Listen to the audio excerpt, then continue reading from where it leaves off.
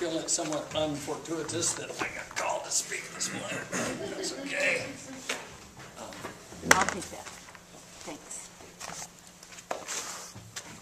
So do I have to do it under 7 with care? What if I'm home? Well, I thought I could get a ribbon today. I haven't really got a ribbon. It's okay if we don't give out ribbons. Sorry.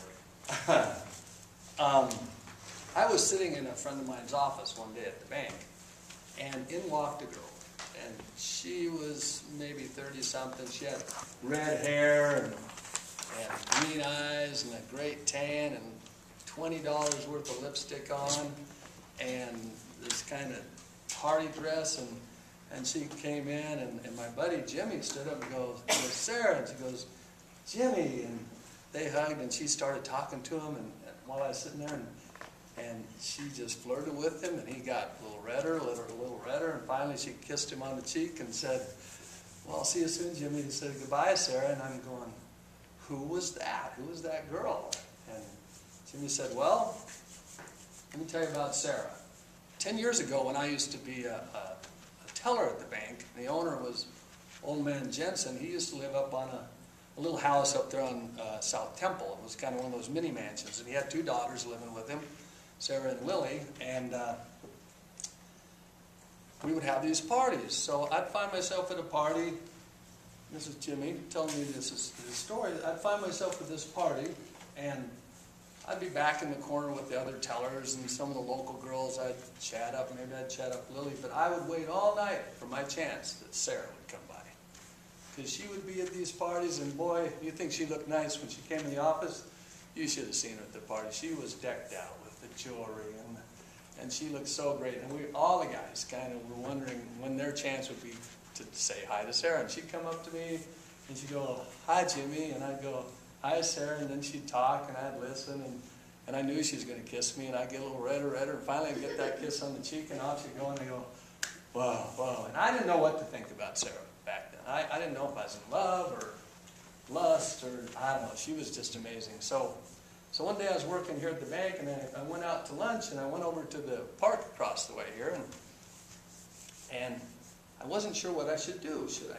She always gave me a kiss. Maybe I should ask her out, but she gave everybody a kiss. So I didn't know what to do, but I saw this kind of street guy sitting on a bench. I thought, maybe I'll talk to him. Maybe he will give me some clarity, or at least I'll feel better about my life because he lives on a park bench. So maybe I'll talk to him and see what he has to say about life, and I could use that somehow. So I sat down next to him, and I took $5 out of my wallet, and I said, I'm a newspaper reporter, and how about you tell me your story, and I'll give you $5. So I handed him the $5. And he looked back at me and goes, you're not a newspaper reporter. Newspaper reporters dress up like they're bums. They put on their worst clothes, but you can tell they got on clean socks. They got a fresh haircut, and my God, even their fingernails are clean. You're not a reporter. They never give us money. No, I think maybe you're a bookkeeper. And he looked back at me again and he goes, in fact, here's your $5 back. Why don't you tell me your story? I thought, well, why don't I tell him my story? Because I know he doesn't know any other bankers probably, and probably doesn't know Sarah, I'm guessing. So I went ahead and told her my story about Sarah. Told him about the parties and everything. And afterwards he goes, you know what? Let's give me that $5 back. Because I think your story and my story are kind of the same. So I gave him the $5 back. He goes, feel this arm. Go ahead. And then I felt his arm, and he goes, what do you think? And I go, that's a strong arm. Yeah, I've been the strongest guy for my weight my whole life. And when I was young, I had to move to New York. And when I got there, every day I got in a fight. And we lived in a bad part of town, and I had to fight every day. And I grew up fighting all the time. And man, I got better. And finally, I got really good. And then I started fighting in bars for money. And I never lost a single bar fight. I never lost. Nobody could beat me. So finally, I found myself inside a ring one day. And I'm in this ring, and there's all these lights and these rich people with overcoats and black dresses and these shorts that were like satin shorts and these gloves that were clean, and I didn't recognize the shoes, and I had a robe. I mean, I had a robe. And bell went off, and I went out there and I looked at this guy. I could beat this guy with one arm tied behind my back. So, but I noticed all this stuff going on, and there I was. I looked up, and this guy's going 9, 10, you're out. I couldn't believe it. I got knocked out I remember getting knocked out, and I had 3 more fights in the ring, and I lost every one. And then he quit talking. I said, well, how's that story the same as mine? He goes, oh, yeah. What's that girl's name? I said, Sarah. He goes, well, she's like a professional, isn't she? You can chat up those other girls, you can chat up her sit, you can do all that stuff, but when you get in the ring with her, you don't know what to say, you don't know what to do. And she's like a professional. You just ought to stay out of that ring. You'll never. Well, I stood up and I said, I am not like this guy on the bench. I am not him. So I went over and I found a payphone and I called up Sarah's house. And I said, and she answered. She goes, hello? And I said, it's me. And she goes, who? I said, Jimmy. And she said, oh, hi, Jimmy. And I said, I'm coming over. It's about time I come over and see you and tell you how I feel. And I hung up. So I started walking over there, and I thought, what have I done?